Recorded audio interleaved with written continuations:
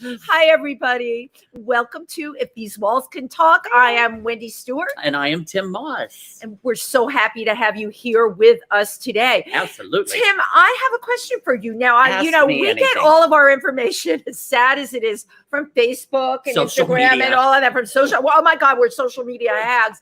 You just did it's a kind of a gay pride event. There, a farm event. Oh, that was so cool. Yeah, farm. Broadway Sings for Pride is an organization that I've worked with before, and they had hit us up and asked if we could attend. It was something about a farm. Well, I didn't know that Queens has a farm museum. Oh, they do. It's way out, almost to Long Island. Like there are no trains. But it's no beautiful. Trains go there. You have to take the train out and then catch a bus for like over a half hour. Yeah, it's like going to the bowels of Long Island. Actually, it's far, but it's right. Very close to the Long Island border. Did you get to see? But they had a farm museum, and they had set up a stage, and were having an outdoor festival. And at the last minute, Neil Bennington, who runs Broadway Sings for Pride, asked if I would host the show, and I was like, "Of course, why not?" So I got up and introduced the acts, and it was great. It was wonderful. Did you get to see any pot-bellied pigs when you were there? I did not. They have pot-bellied pigs. Did you? Yes, they did in the back. They had some farm animals, but I didn't have a chance to get back there. Pot-bellied pigs were off stage. They didn't see. I would have incorporated them into the act. This week, I got to attend the Miss Stanhope pageant. That it was a beauty talent pageant for drag queens at the Stanhope Hotel in Stanhope, New Jersey. It was great. My friend Belle Pepper is the new Miss Stanhope, and I was very excited. God. Congratulations, but Belle. The coolest thing about it was very RuPaul Drag Race, but it was in a small town. Nice. And getting to see that and saying to yourself, this must be happening right in small towns everywhere. Yes. And you know what? These newbies, the passion, they had all rehearsed their acts so much, and the passion and the focus that each one had. It was totally and completely entertaining. Well, again, that was probably an opportunity that they don't get that often. Right. And just the fact that they're offering those opportunities now is such progress. Well, because things have greatly changed. Absolutely, oh my God, before we even move on, I want to talk about Saturday night. Let's talk about Saturday night. Yay! Saturday night. Tym is in an incredible show. It's Ike Avelli's 50 Shades of Gay. So there are still mezzanine tickets available. And there's a couple left. And even more than that, it's Nick Lyon's birthday. Yay! So everybody's going to be attending the show. And then we're all we're going to party later on at Rebar. So if anybody wants to come down and find us, you know where we'll be. We'll be at Rebar celebrating Nick's birthday. Yay! We love Nick Lyon. He just sent something. He said, my God. Hi, guys. Have a great show with my dear friend, the amazing best-selling author of A Body to Die For, Alexis Hunter. Yes. Much love to everyone. Oh, my God. Much love back to you, Nick Lyon. Much love, Nick Lyon. And now, also, I'm excited about just real quick, I just wanted to say my bestie from Fort Wayne, Indiana, Nancy Kuharski, just came into town today. So I just had lunch with her and Michael Musto, and I'm going to be meeting up with Nancy after this, but I'm so happy. There's going to be lots of fun antics. So happy. On Facebook. Well, speaking of fun antics, I'm very excited about the guest today because they say the best things in life are worth waiting for. I waited for this woman for over a year. I was so excited that I was finally able to get her to say, yes, Wendy, we will come to If These Walls Can Talk. She is a long-time designer, author, and she wrote an incredible book. Joi Lansing, A Body to Die For. And the timing couldn't have been better because it's just in time for the 10th anniversary of marriage equality. And the most brilliant thing, there's a couple of brilliant things about this book that I love. It is her own personal love story with Joi Lansing, but she also underlines a story that was set in Hollywood in the late 60s, early 70s, when two women being in love, it was considered taboo. And it was very much a man's world, where women did things to stay young and beautiful, like silicone and all kinds of plastic surgery with doctors that probably should have been put in jail. We are going to take a peek inside that world today. Yeah. So come with us as we introduce the amazing Joi Lansing. No, we're introducing the run.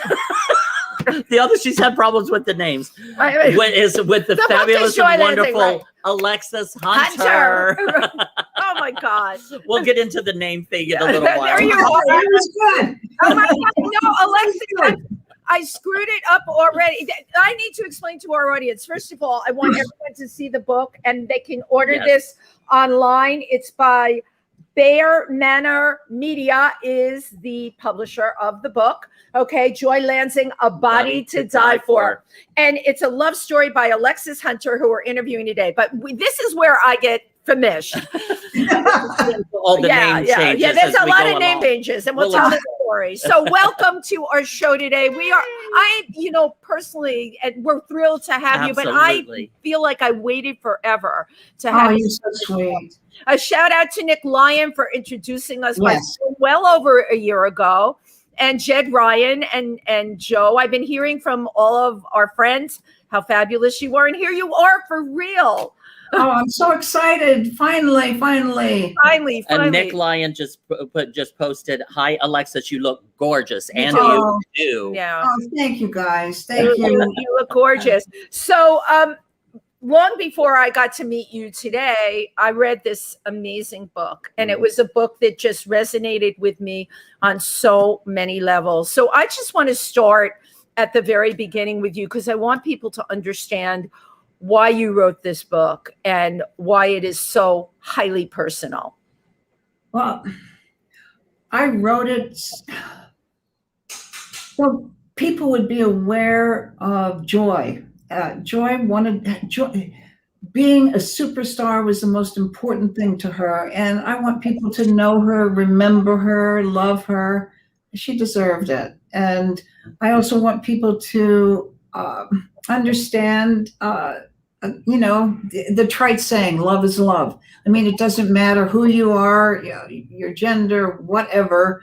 If you love someone, that's the most important thing. And our love story was wonderful. I mean, my God. It was literally a Hollywood tale. It was. My God. It was amazing. I mean, it was like Beauty and the Beast. I was a Bigfoot monster. And I met this. I'm serious. Tell us the story. Yeah. Speaking of the gorilla in the room, right? I was the gorilla in the room. Yeah, I met her on the set of a film, and I didn't. When I took the gig, I didn't know that Joi was going to be the star, and I'd always had a major crush on her when I was a kid. You had seen her as a kid on Bob Cummings, all the Bob Cummings shows. Bob Cummings show. Wow. Yeah. Yeah, I'd run home from school to watch her, and I was just totally enamored with her. And then a friend of mine turned me on to the gig at doing Bigfoot, because she called me and she says, "I cannot stand to be in this friggin' monkey suit one more day. Do you want the job?" And I said, "Of course, because this is my big shot. This was your big break. This was my big break." So I was ready to go, man. I didn't care about the monkey suit. And there I am in wardrobe, and they're gluing all this hair on me. It was such a low budget film. It was a stinko film. I swear to God, the worst film ever made. If you ever want to watch it, it's on YouTube. Right, and I think she mentioned in the book, like the opening night you went to, it was just like awful. We walked. We walked out. How did they put the fur on you? You were saying they had the actual suit, but as far as the face and the hands and stuff, they sprayed like black spray paint on my hands and glued this fake fur, and on my face, spray painted black stuff, and then glued on this fake hair and fake teeth. It's just god awful. But it's amazing that you knew this was going to be your chance to meet her in person. Looking, you're so beautiful. And I saw pictures of you when you were 21, when you met her, modeling. You're so beautiful. Now you're like, it's like Beauty and the Beast now, right? Oh, yeah. My God, it was so funny. Beauty and the Beach, right? Yeah. And I'm sitting there with all this crap on me, and when she walks, and I just about friggin' died. It was like, oh my God. I was going to say, what was that like when she walked in the same room that you're in? It was like, oh my God, this woman that, I only could dream about shows up. And she sat right next to me and having her makeup done. And it was just like, you're in a gorilla suit. I can't think of a worse way to meet like your major.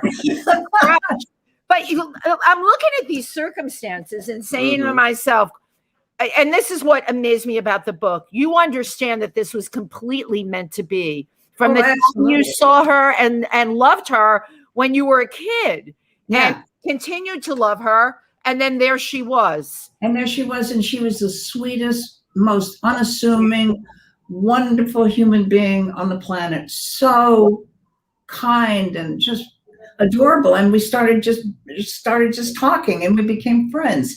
And during the shoot, because it was so low budget, we shot hour after hour after hour. Me too. and all we do, I would help her with her lines, and and just we became really good friends. And then one night she asked me if I wanted to go for coffee, and we went out and went to Schwab's. Oh my God.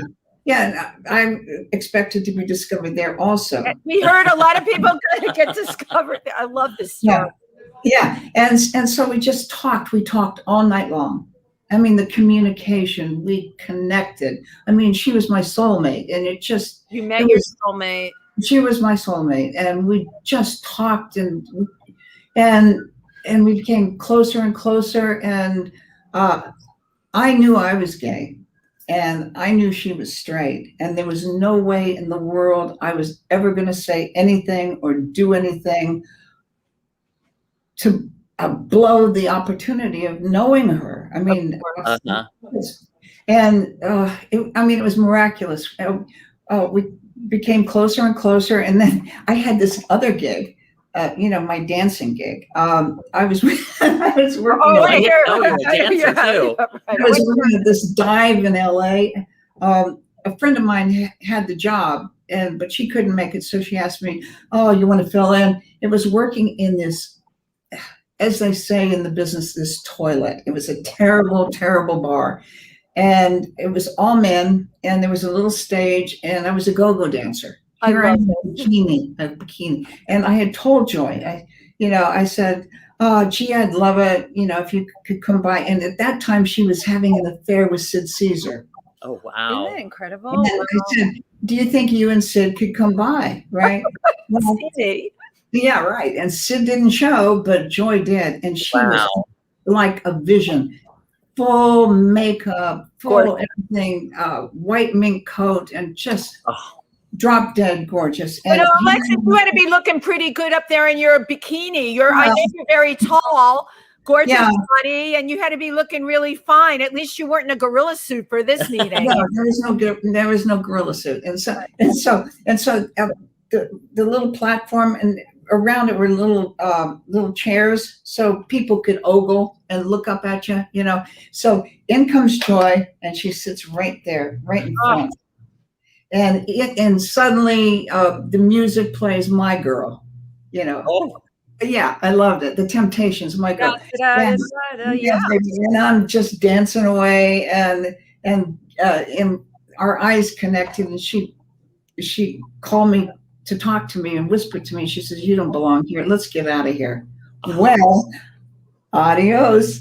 Bye-bye. Adios. I left. I literally just stepped off the stage. I just left. I love that. Yeah, that is chutzpah. That's great. Good for you.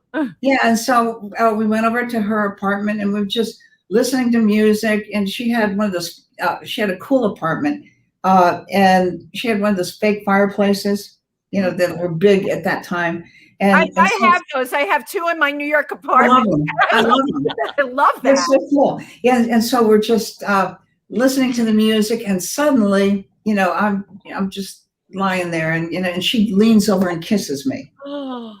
So this is it's incredible, because you said you knew you were gay, you knew she was straight. There was no way in the world. I was going to do anything. But did she know that you were gay? I should probably picked up that I was madly in love with her. Okay.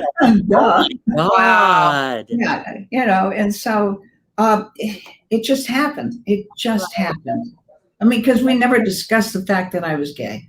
I mean, that was. I wasn't going to say a word. There was no way in the world I was going to blow this. Right. So she was she leaned over and kissed you, and it just felt very natural. And it was totally natural, and things progressed, and I never left. Oh my God. There's so many things about this story. First of all, huge age difference. Didn't matter. No. Second of all, she was what? 39 and she was 29. I was 21. Okay. That's that's a very big gap. Yeah. You were dancing on a stage and she was a star already. Yeah, she was a star. Front row in a lightning coat. Right. And then we also, you really emphasize something that I always like to talk about. We so label ourselves in our society that LGBTQ, gay, straight, and all that. Right. It really is whatever at the end of the day. Okay. Absolutely. Because he leaned over and kissed you and the two of you were in love. And I mean, that's what I get from all of this. Yeah. I mean, it had nothing to do with gender. It was the two humans fell in love. Yeah. The two humans fell in love. Now, what year was that? 1969. The year of Stonewall. The summer of Stonewall. The summer of love. Yeah, it was. Wow. Yeah. What a and the year of Woodstock. Yeah. And the year of just all kinds of social change and social awareness. That was Man on the Moon, everything. Yes. But wasn't Hollywood still pretty provincial then in terms yes. Yeah. What was it like then? It was the the boys club. Yeah. Right. We had to, it's like, oh, come on, turn around a little bit. Let's see, why don't you take your top off? Let me check it out. Even I dealt with that stuff. I mean, Joi dealt with it on a much higher level. I can totally imagine that, for her to get jobs. Oh, it was terrible. Terrible. Yeah. Really terrible. It's the old you come to the office a little early. Literally a casting couch. There was. Absolutely. I have to tell you, Alex, I came to New York in 1976 and I have these similar stories. It was the same thing. Please come in. Oh, let me see your, and I hated it. I couldn't do it. And it was one of the things I called those men model mongers. Yeah. And I started hanging out all the time with gay men at that point because I couldn't handle the other thing at all. And I got to tell you, until what happened with Harvey Weinstein, it was still going on. I mean, there's a lot more now because of the Me Too. Sure. But we know it's still going on. Of course it is. But it's also people are more aware of it. They're aware of it. It's aware of it. And I think the power mongers are a little more hesitant to really be blatant about it, but there's still that undercurrent. Absolutely. Personally, I think that it was a much more structured violations. It was very, very much in place, and it was an impenetrable wall. It was. Well, it's part of the deal. If you want to work, you're gonna be nice to me. Mm-hmm. Right. Can I? Because I want to pick up at that point. But can we go back? Like, where are you from originally? Like, what with your growing up, and when did you first realize you were gay? That you were women. I'm a Navy brat. My dad was career Navy, so I lived when I was a kid. I lived in Hawaii. I lived in the Philippines, and not for very long. And my dad was from Kansas. My mom was from Massachusetts. So drastic difference. Yeah. And so my dad retired after like 21 years, and we moved back to Kansas because his father was failing. Well, his father failed for 10 years. Wow. That's a lot of failing. It was a long failure, right? Failed, and we ended up I went to grade school, and I finished my junior year of high school, and then my grandfather died, and then we moved to California, and so I moved right outside of LA. And then I decided that showbiz was my life. You know, I was going to say, because then you're right there. Yeah. If you're just Sure. outside LA, I mean, all of showbiz. Yeah, and I entered the beauty contest. I did that beauty contest bit and did that kind of stuff, and then Beautiful. moved to LA, and I did high fashion modeling in LA, and you know, I did all the cool stuff. And I mean, I was so young. I lived at the Studio Club. Are you guys familiar with the Hollywood Studio Club? No. Oh my God, that was the home for young actresses. Where they were protected. Monroe lived there briefly. I think Barbara Stanwyck lived there for a short time. When I lived there, Farrah Fawcett lived there. Oh my God, yeah. Sally Struthers was there. They were the biggies. They were the ones who actually worked. I love that you put it that way. I have to ask, you're tall. How tall are you? Well, at that time I was 5'11". I'm 5'10" now. I'm shrinking. Right. This is like, I saw early pictures, just a willow of a body. I was thin. Those were the days. I was 5'11". Joi, publicity. At that time, they always wanted women to appear shorter because a lot of men were shorter. So they intimidating. Some of the stuff we read about Joi is so inaccurate. Joi was 5'7.5". That was her true height. Perfect height too. That's considered. And they said she was like 5'5". No. They had a lie, right? She was taller. She was taller, and So that's how this whole, all the showbiz stuff started. And I mean, my big deal was Bigfoot. Let me tell you, that is my claim to fame. Yeah. But now, so when did you start realizing that you had feelings for other women rather than the men? Was it the abuse that you received from the men, or was it more of a natural thing for you? Well, I always had a crush on somebody, someone in school, someone's mother, a teacher. And I didn't realize that I was gay. I had no idea. You probably didn't know that was a thing. No, I didn't know. And then when I lived at the Studio Club, I had a job. I actually had a straight job working as a secretary for a creepy guy. And he primed me. He must have picked up on something about me. He kept saying, I saw Hedy Lamarr last night. Well, hello. Hedy Lamarr was the most magnificent woman on the planet. Beautiful. Yeah. So he kept, every day he'd say, I saw Hedy Lamarr. I'm dating Hedy Lamarr. And then he'd start talking more about Hedy, about their date. And this went over months and months. And then it was a setup. Do you want to meet Hedy? Well, hello. Yeah.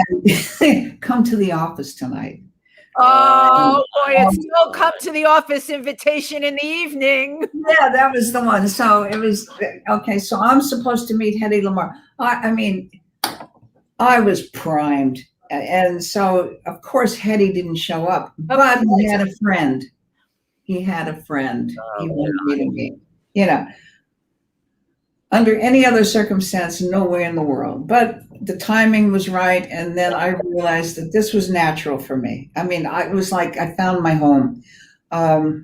Being with a woman is... Oh, so the friend that he brought was a female, was a woman. Yeah. Female. Wow. Yeah. He was a creepy guy, so he wanted the two girls. That's and he was trying to fix up his friend. Yeah. What a guy. What a guy. What a prince, yeah. What a prince, yeah.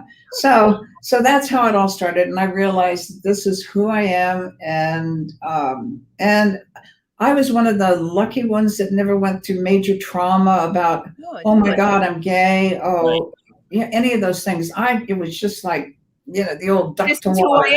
Well, at that time in Hollywood, was it hidden but accessible?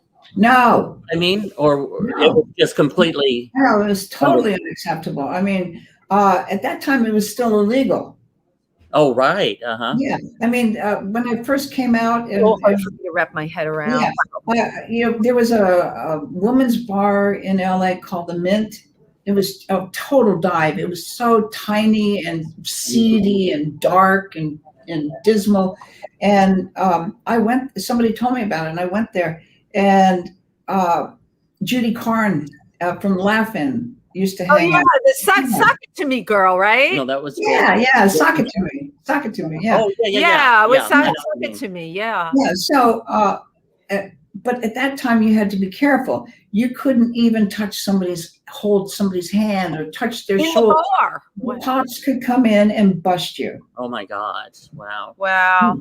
So it's interesting because we're talking. It's the summer of love, and yet for two people of the same gender to be together was illegal. Yeah. So what kind of love are we talking about? You know? Yeah, it was tougher on guys. Yeah. Gay men. Look at Stonewall. They finally had it. The harassment, which was also 69. Yeah. That was also in 69. Yeah, it was in 69, and the brutality, but it was different with women. The cops would pick on the pretty girls. Mm. You're coming with me. Well, if you take care of me in the back of the car. Oh, wow. Yeah, it was awful. It was awful. Thank God things are better now. Things are better. Thank God. So again, then fast forward, you're in the living room of Joi Lansing, and she leans up and kisses you, and but you still had to keep that secret. Yeah. Well, it would have destroyed her career. Right. Now, also just kind of rewinding with her, she had been married. Yeah, she was married 3 times. 3 times, And one of the husband was still around, right? Sure. It was like they were legally separated. They weren't sleeping together, but he was there.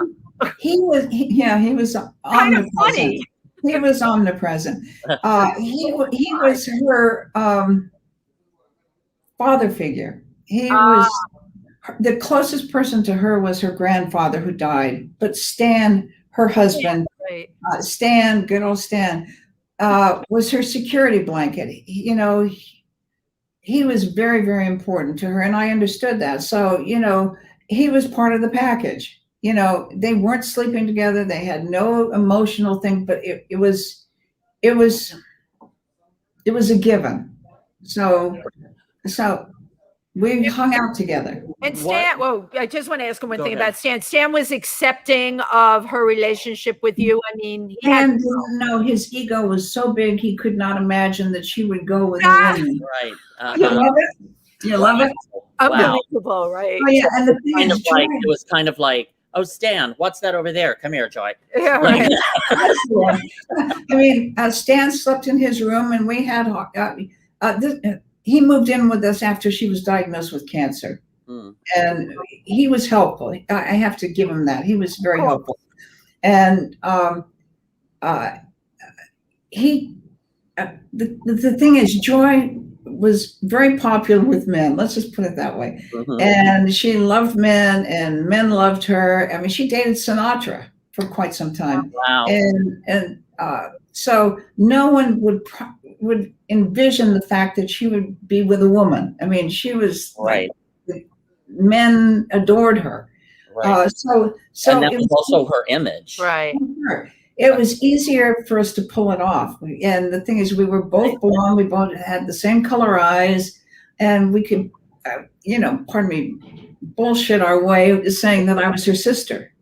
So you were the little sister. I was the baby sister. Yeah, right. Baby sister. And wow. Hence the name. Yeah, and so she took me to meet Joey Bishop, who was a good friend of hers, and she whispered something. So I know Joey was aware.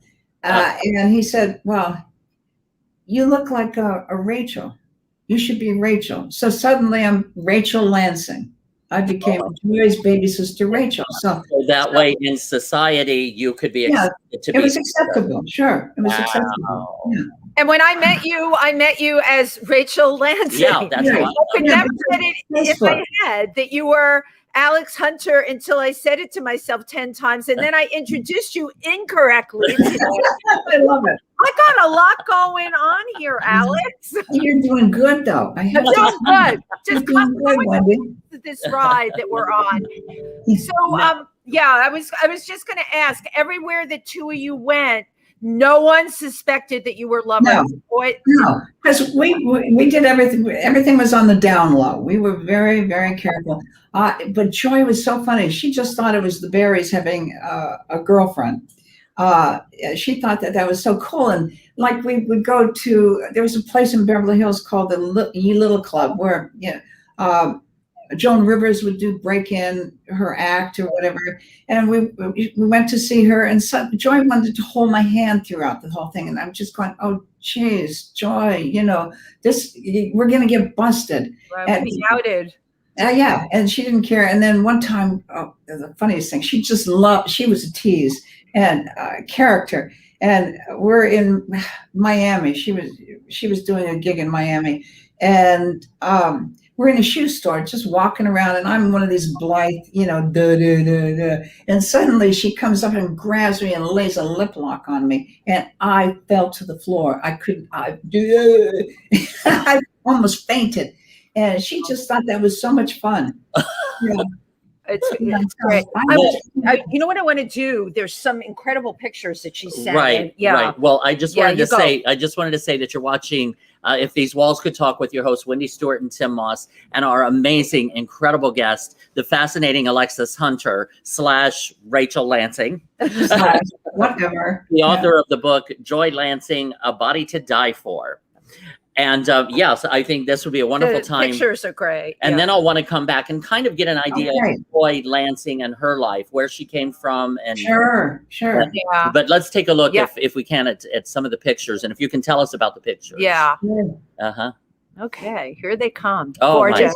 Gorgeous. Is that gorgeous? This was before me, so I don't know when this photo was shot, but it's one of my favorite shots of her. What a natural beauty. She's gorgeous. Wow. Gorgeous. It was post silicone though. Yeah, you could see she was Life magazine. Yeah. Okay, this was in 1949, I believe. I think it was 49. She was on the cover of Life magazine, but if you see, she was not busty there. Right. Right. She was I think she was 19. I think she was 19 there, something like that. Beautiful. Right. Yeah, she was a young starlet then. That's her star. That's her star on the Walk of Fame at Hollywood and Vine. She had a great location. Good for her. Wow. Right? Yeah, she got her star in 1960. As Superman. Oh my goodness. She was Mrs. Superman. That was one of the I think that was one of the last episodes before he died. They were going to have her as a regular on the show, and then of course, unfortunately, he passed away. And this shot I love. You can already see though she had her breast silicone. She has serious silicone. But this is the way most people remember her. This look, she had like the Veronica Lake. The hair over one. Yeah, and the hair was always perfect, and the body was absolutely magnificent. Mm. Wow. That's a great shot of her. Yeah, beautiful. Yeah. Lucy. She was on Lucy's show 3 times. Wow. They had so much fun. Desi was always hitting on her in a casual way. It was fun. I would imagine. And here, this is Joi with Kay Ballard and Eve Arden on The Mothers-in-Law. That's a great shot. Wow. Oh my God. That was fun. That was one of the last things. This is just before I met her. She did a lot of sitcoms. Oh, she did. She did over 100 TV shows.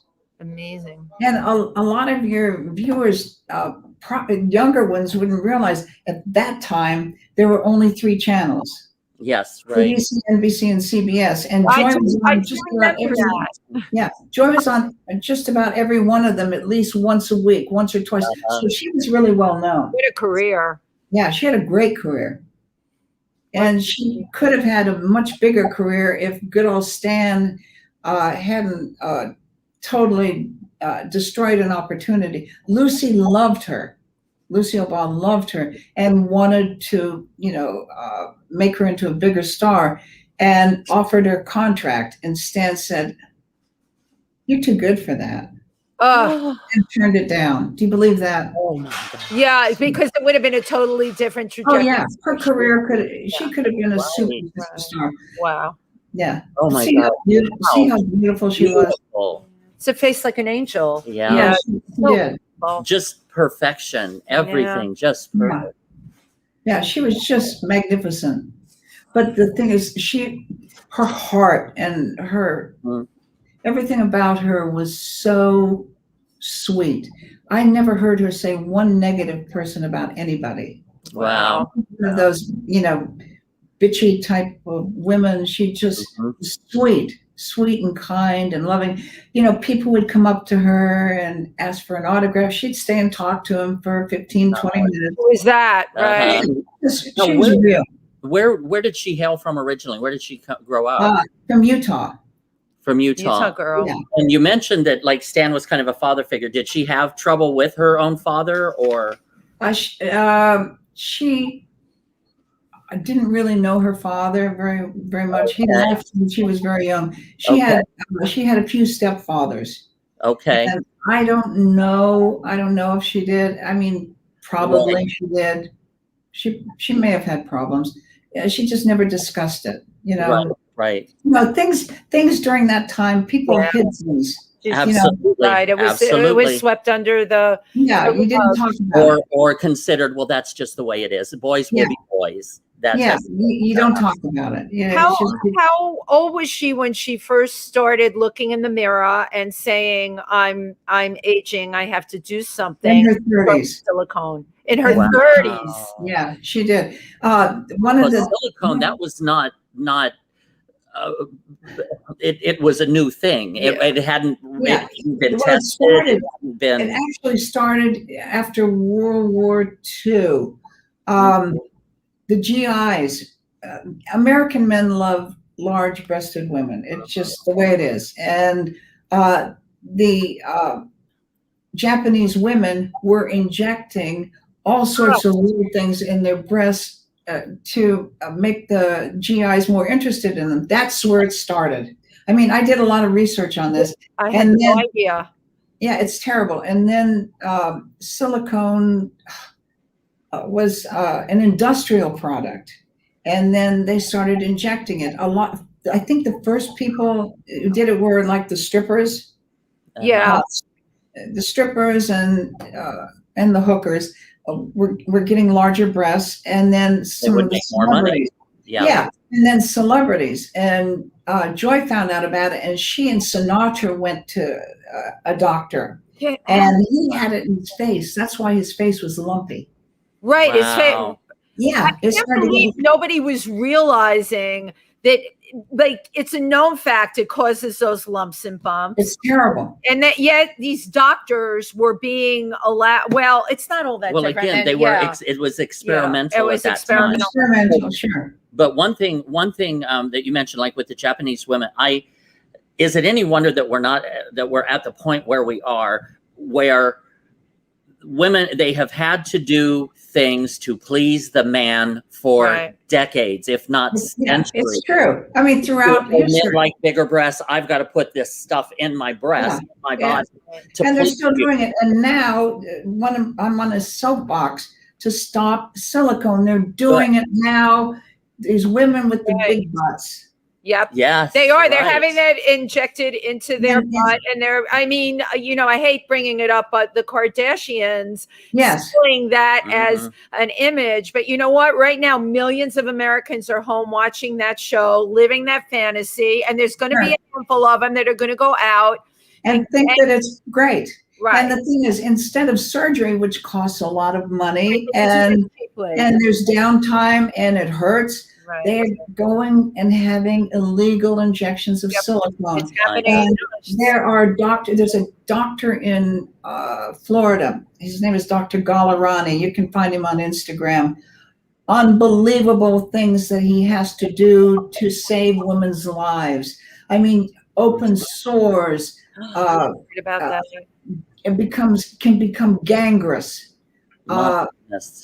It's hideous what it does, and women are still doing it, and men are doing it too, and they're putting it in certain body parts, and it maims and it kills. I had one injection. It's in you read it in the book. I had when we went to New York to see a doctor because she was having problems with one of her breasts, and he injected her with cortisone, which probably was the worst thing he could have done. Yeah. Perfect storm with perfect storm. Yeah. And prior to that, I didn't tell you, prior to that, Tim, you talked about when did she realize that she was afraid of aging or aging out in the business? Yeah. She was in her 30s. She went to a doctor and she said, I can't age. I want to work. What can I do? And he gave her an open-ended prescription for estrogen. Oh boy. Oh, when she was more than producing plenty of estrogen. In her 30s, absolutely. Yeah. And I know that the estrogen, the cortisone, the silicone, all contributed. It was a perfect storm. It all contributed to her death. And then what happened? What happened with all of those? Did she develop cancer? Breast cancer and ovarian cancer. She had two kinds of cancer. Yeah. Yeah, it was terrible. Absolutely terrible. I mean, we were together a year. We were in New York. She was about ready to sign a record deal because she was a wonderful singer. My God, she was a wonderful singer. She sang at the Copa. She sang at a lot of the big clubs in New York, upstairs at the downstairs. Yeah, she was so talented. She really started to take her career to another level, right? Yeah, she did. Live performing you can do for a really long time. Yeah, she got great reviews because they didn't expect her to have a voice. They expected, go just see the pretty girl. Right. No, she had one of those sultry, wonderful voices. You can hear her. She did a film, Hillbillies in a Haunted House, and she she did. She sang a few tunes in that, and she had a wonderful career singing. She also did these things called scopitones. Yeah, we have a scopitone clip. Let's take a look at that. You gotta see that. Check it out. Yeah. Scopitones were what? Like early music videos? They were the first music videos. They had a machine. It looked like a really large ATM. and they had them in bars and restaurants. Almost like a karaoke machine or something. Yeah, just like a karaoke. And what you do is, I don't know what it costs, 50 cents. You could listen to your favorite artist singing and on video. And Joi did 2 or 3 of them. I think 3 of them. And she was one of the most popular of the scopitone girl. Yeah. It was very cool. But they were directed by the same turkey. Wonderful. Who, and you could see the camera work was always on her breasts or her everything. And it's so campy, it's so tacky, it's fabulous. I love it. Well, let's take a look at one of the scopitones now. Yeah, this is the campiest. This is the funniest. Cool. Yeah. Cool. There we go. The web of love. I love it. Yeah.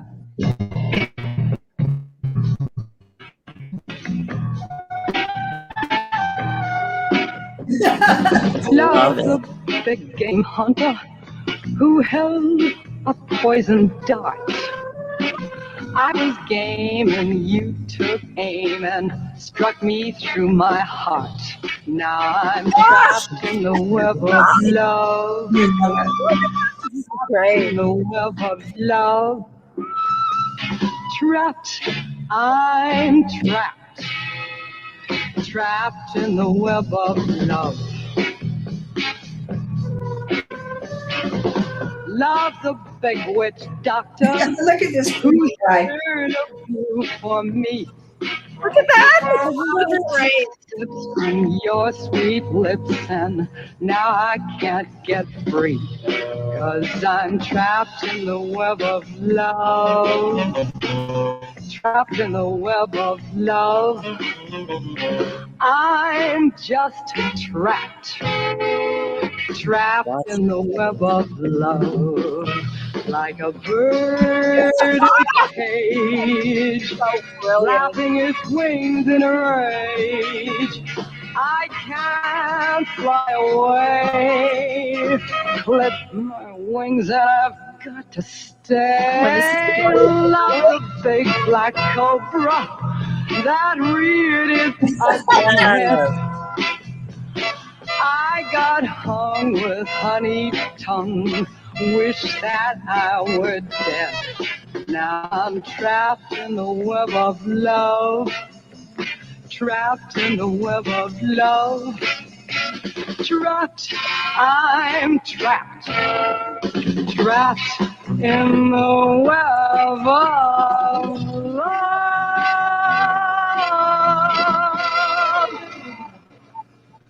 Oh my God. Oh my God. Is that I hysterical? love it. It is such high camp. She It is is high so camp. fabulous. Oh my Yeah. God. Yeah, all of them are on YouTube. Oh The my gosh. look, the voice, Yeah. everything. Well, you're watching If These Walls Could Talk with your hosts, Wendy Stuart and Tym Moss, and our amazing guest, the author. Well, she does many other things also, Right. but the author Alexis Hunter / Rachel Lansing of the book Joi Lansing, Body. A Body to Die For. And Yeah. we are live at PANGEA Restaurant. Yes, Please yes. stop on in. We have when you come to New York, okay, Yes, we're here October for 18th. yeah, October Absolutely. 18th, and we're going to talk more about that. But when you come October 18th, we are going to come here, have dinner. Their food is wonderful. Yes. They have shows here now. Friday, Saturday, yeah. and Sunday. So please, people, come on by. They And- support the arts. We support them. Yes, there is a That's website, or there is a GoFundMe. GoFundMe Yeah. here. Yeah. Oh wait, or it'll be coming up in a It's second. coming up. There we go. Oh my God. You can go Chelsea's to this great. GoFundMe and to support them. They've been great supporters of the arts. Now it's time for us to support Yeah, them. So. absolutely. So I've held off asking this question, but I'm going to ask She's it going because in. I get emotional when I think about it.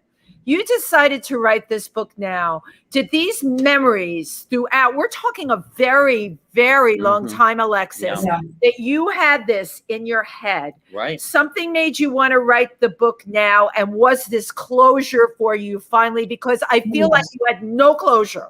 I didn't. The tough part is our life was so secretive. Right. And short.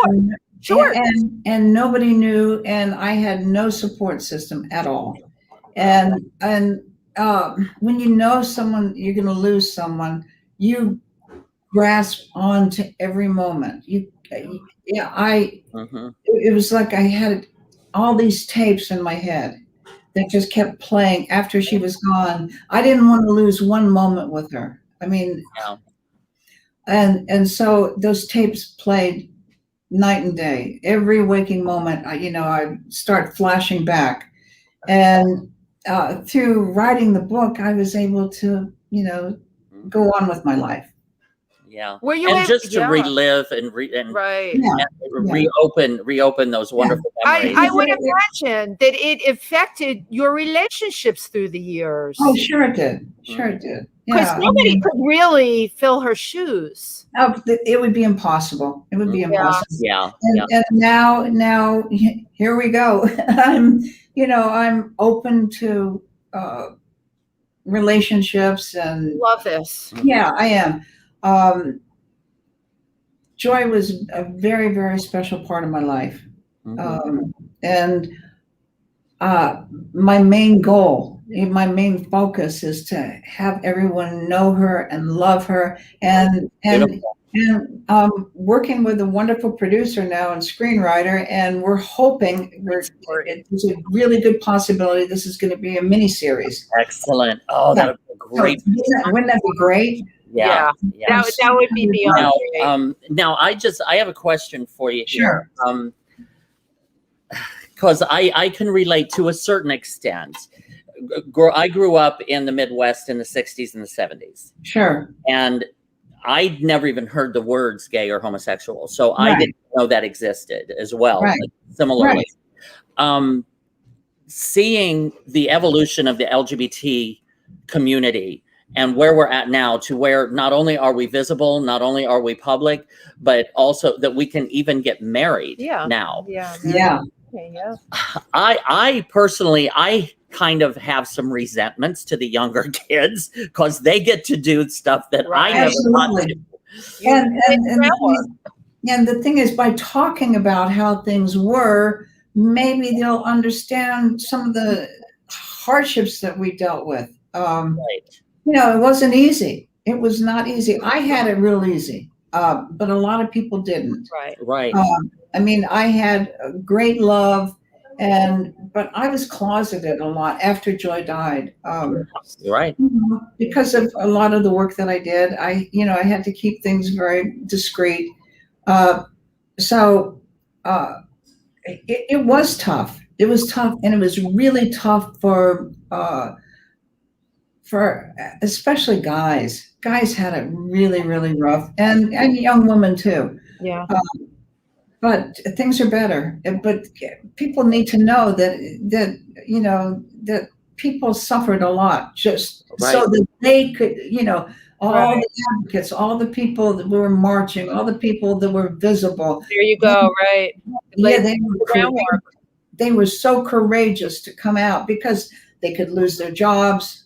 Apartments, you can be thrown out of your apartment in places. I mean, and thrown out of your home. Yeah. A lot of kids are on the streets still because the parents cannot accept the fact that they're gay.